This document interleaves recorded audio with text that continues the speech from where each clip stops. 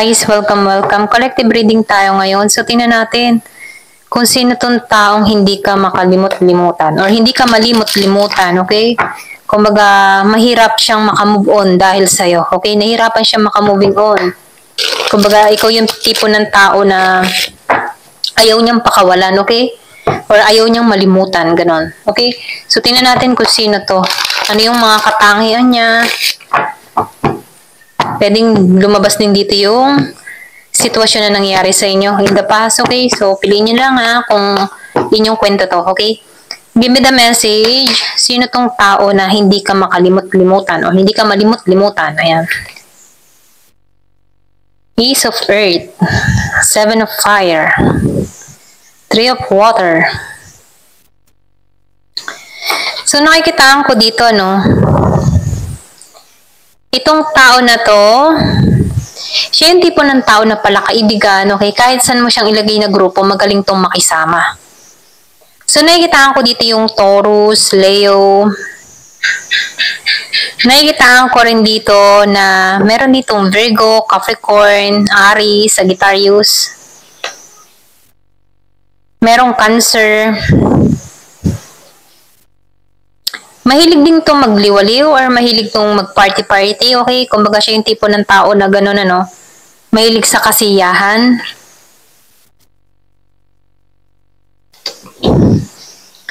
Pero ganun pa man, ano, nakikitaan ko dito, siya rin yung tipo ng tao na hindi nawawala ng pag-asa, okay? Parang sabik to sa pagbabago. Meron tong ninanais or inaasam. Ito lang nakikita ko dito, no? So, nakikitaan ko rin dito, mahilig to magregalo or mahilig to magbigay, okay? Siya yung tipo ng tao na giver or pwede rin mahilig magsopresa. Kaya hindi ka makalimutan ng tao neto dahil meron kang something na kakaiba, okay? Or pwede rin sabihin, dun siya nakahanap sa'yo ng kapanatagan, okay?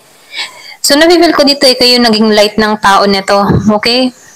Kahit marami siyang naka-experience or marami siyang nakarelasyon dito, ikaw yung tipo ng tao na espesyal, okay, para sa tao na to. So, nakikitaan ko rin dito, hindi to relihiyoso, hindi to relihiyosa, okay? Meron siyang sariling paniniwala. Siya rin yung tipo ng tao na alam mo yung tipo na ayaw niya ng mabagal, okay? Medyo impulsive to, okay? Pabigla-bigla magdesisyon. So, nakikitaan ko rin dito, medyo moody din to or pwede rin matigas ang ulo, okay? Siya yung tipo ng tao na inayawan mo, okay? Ibasa niyo, no? Meron ako nakikita ditong Aquarius, Aries, Sagittarius, Virgo, Taurus, Cancer, Leo. Okay? So, nakikita ko dito, gusto na itong tao na to na magkaroon ng transformation sa inyong dalawa. Gusto nitong magbigay sa'yo or pwede rin sabihin meron siyang gustong iabot sa'yo. Okay? Regalo na hindi niya pa naaabot sa'yo. Okay? Pero nakikita ko dito, naka-moving on na rin itong tao na to sa'yo or pwede rin ikaw naka-moving on ka na dito. Okay? So, nafe-feel ko dito, no, meron nag-iintay. May nag-iintay dito. Ayan. May nag-iintay dito. Kumbaga, iniintay ka pa rin ng tao nito. Tahimik tong nag-iintay. Tahimik tong nakamasid sa'yo. May yung energy, okay? Yung energy to, or pwede rin childish, or pwede rin sabi isip bata, ano? So, nafe-feel ko dito yung travel sa pagitan ninyo, okay? Nag-iintay to ng timing, or pwede rin sabihin divine timing, okay? Meron to iniintay. Parang hindi pa ito yung right time para sa inyong dalawa, okay? So, nakikita ko dito, alam mo yung tipo, maybe before, ano, hindi kanya nabigyan ng mga gusto mo. Pero ngayon, afford na niya, okay? Then, nakikitaan ko rin dito, walang pag-angat sa inyo, no? Kumbaga, nakikitaan ko dito, hindi kayo lumago, hindi kayo, Kumbaga, hindi lumalim yung connection. Kumbaga, nakikitaan ko dito na madali ding natapos yung relasyon nyo. Yung iba sa inyo, ito lang nakikita ko. Kumbaga, parang bitin yung connection. Pero nakikitaan ko dito na malinaw na para sa tao nito na ikaw ay iba, okay? Nagkakaroon to ng transformation dito, kaya meron tong gustong iabot sa'yo. Meron siyang gustong gawin sa'yo. Meron kang katangian na gusto ng tao nito, yung iba sa inyo relihiyoso. Kasi itong tao nito, hindi siya ganun eh. Kaibahan mo, kung ikaw ay relihiyoso, itong tao nito ay hindi. Pero ganun pa man, once na nakakausap ka ng tao nito, naliliwanagan to, okay? So, nakikitaan ko dito, angel ka para sa tao na to, okay?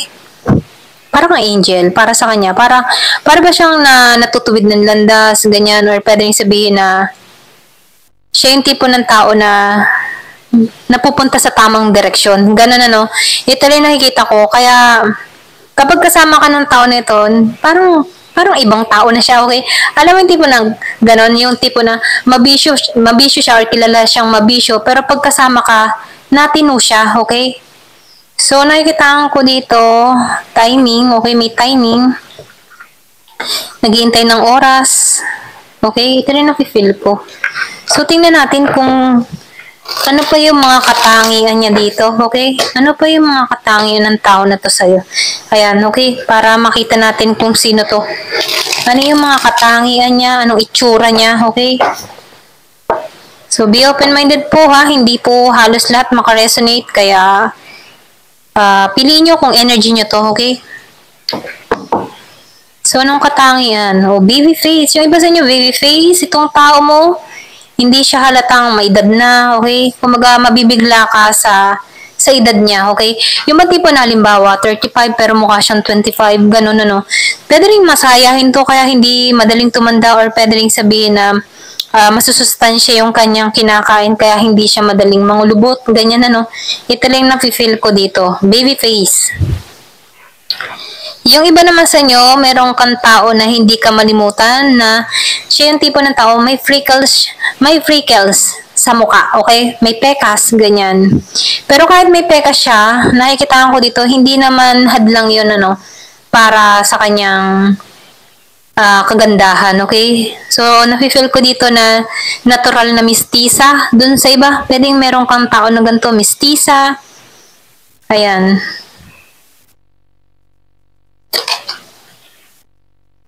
So, nakikita ko dito, yung iba naman sa inyo, meron kang tao na mahilig sa pula. Or pwede rin sabihin na favorite niya yung color red, okay? Mahilig siya sa pula. Ito lang nafe-feel ko. So, matapang to.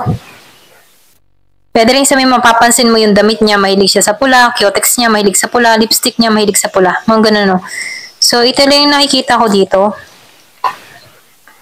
Yung iba naman sa inyo, may taling to dito sa may parating ito. Okay, kung makikita nyo. Ayan, malaki yung taling niya sa may malapit sa bibig, okay?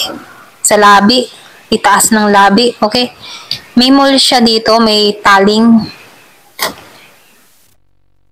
Yung iba naman sa inyo, nakikita ko dito na buntisan mo to or may anak kayo ng tao nito. Ito lang nakikita ko, lumabas kasi yung pregnant. So, meron na kayong anak ng tao na to, okay? Pwedeng ina ng anak mo, ina, okay? Ina ng anak mo, okay? Ito lang nakikita ko. Or pwede rin sabihin na nabuntisan mo or pwede rin na inalisan mo to na buntis, okay? Pwedeng nakadisgrasya ka dito kaya hindi ka mawala sa isip ng tao na to. Ito lang nakikita ko, no? Yung iba naman sa iyo, Asian, okay? Pwedeng foreigner to, Filipino din, okay? Or pwede rin sabihin Korean, Taiwan, Japan, Thailand, okay? Asian. Ito lang nakikita ko. Medyo singkit ang mata dun sa iba. Yung iba naman sa inyo, matangkad to. Yung iba naman sa inyo, nakikita ko dito na maganda yung katawan, okay? So, mahilig to mag-exercise or magbubuhat ng mabibigat, okay? Maganda yung kanyang katawan dito. Ito na yung mensahe, no? And kung makikita mo sa larawan, maganda yung kanyang pangangatawan. Masculine na masculine, okay?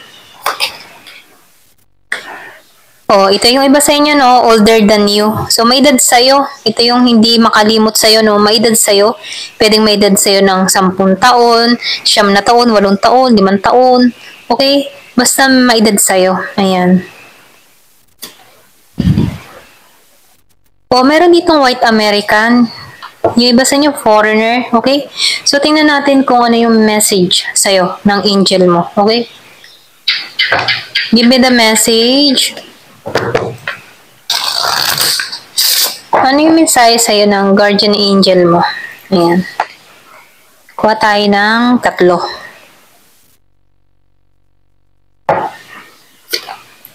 Meron ka ditong 24-24.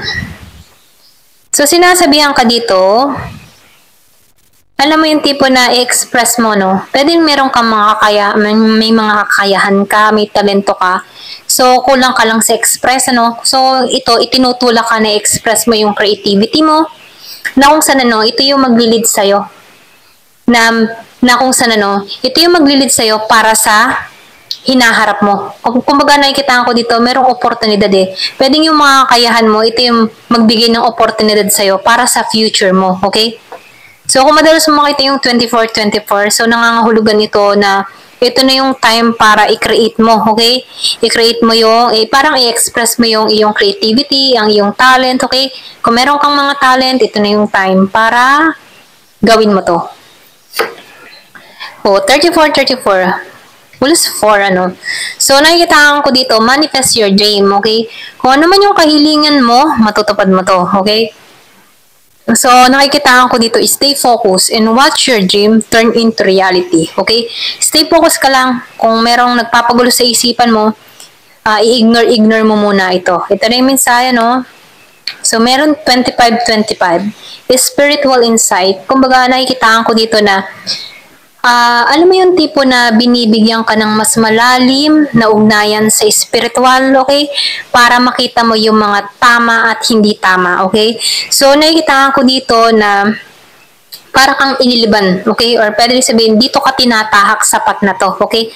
Para nang sa ganun, maunawaan mo lahat ng mga nangyayari para sa'yo, okay?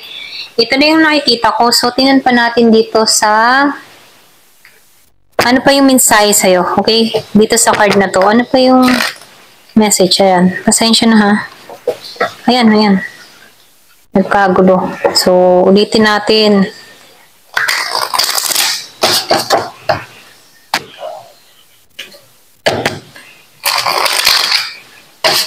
Give me the message. Ano pa yung mensahe sa'yo? Be open to guidance. So, ginagabayan ka dito, no? Kumbaga nagbubukas dito ang pintuan para gabayan ka, okay? So, kung meron dito si spiritual insight, kumbaga hanapin mo yung mas malalim, ano, na ugnayan, ano. So, nafe-feel ko dito, merong gabay or ginagabayan ka dito sa direksyon na tinatahak mo. Kumbaga, maniwala at manalig ka lang. Use positive affirmation. So, may naman, no, yung baga meron kang affirmation para matupad mo yung mga pangarap mo. Every morning, pwede mo itong sabihin or bago ka matulog, ano, kung ano man yung minamanifest mo or ina-affirm mo sa buhay mo. So, be positive, ano, gamitin mo yung pagiging positibo. Kasi matrack mo to. Kasi meron ka ditong manifest your dream. Kung madalas mo makita yung 34-34, so nangangahulugan nito na may positive na parating, okay? Stay open. So, stay open, ano, huwag ka mawawalan ng pag-asa. Be focused, okay? So, nakikita ko dito, meron ditong bagong simula para sa'yo. Take action. So, ito na yung time para kumilos ka, okay? Kung ano man yung mga pangarap mo, kung ano man yung mga kahilingan mo, ano. So, meron ditong action. Ito yung time para kumilos ka para rito, okay? Ito lang yung mensahe sa'yo. Ayan. Thank you for watching. Love and peace.